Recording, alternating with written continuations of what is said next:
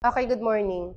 So, ang topic natin for today is addition or subtraction of similar fractions. Ngayon, alamin muna natin ano ba ang similar fractions.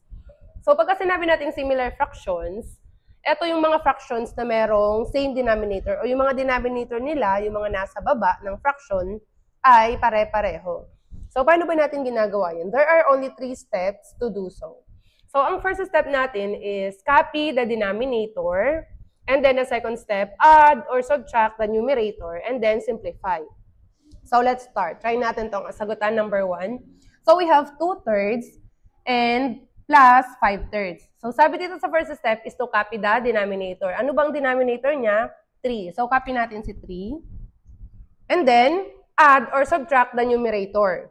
So, dahil ito ay addition, di-add natin. 2 plus 5, that is 7. 7/3 ang sagot natin. Ngayon, pwede pa ba natin siyang masimplify? Kasi step 3 natin, simplification, masisimplify.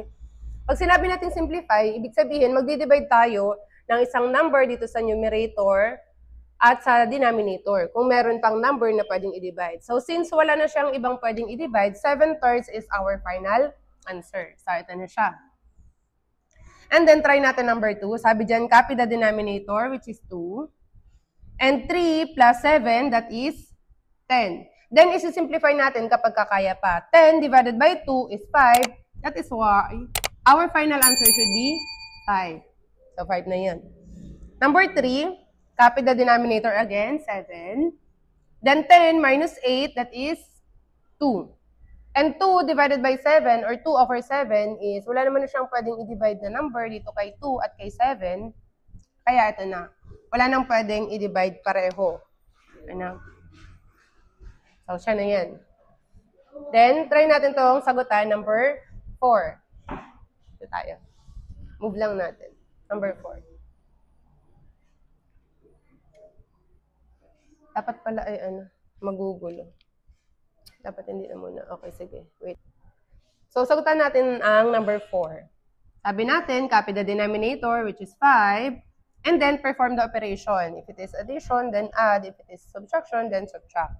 So, 32 minus 7, that would be 25. And 25 divided by 5, that is 5. So, next is our final answer. Next, copy 11. 25 minus 3, that is 22. And 22 divided by 11, that is 2. So, yan na yung ating final answer.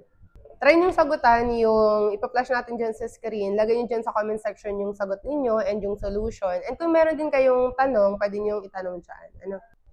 Kung meron din kayong topic na gusto ninyong pag-usapan natin, pwede nyo ring ilagay dyan sa comment section. So, yun lang. Sana nakatulong. Until next video.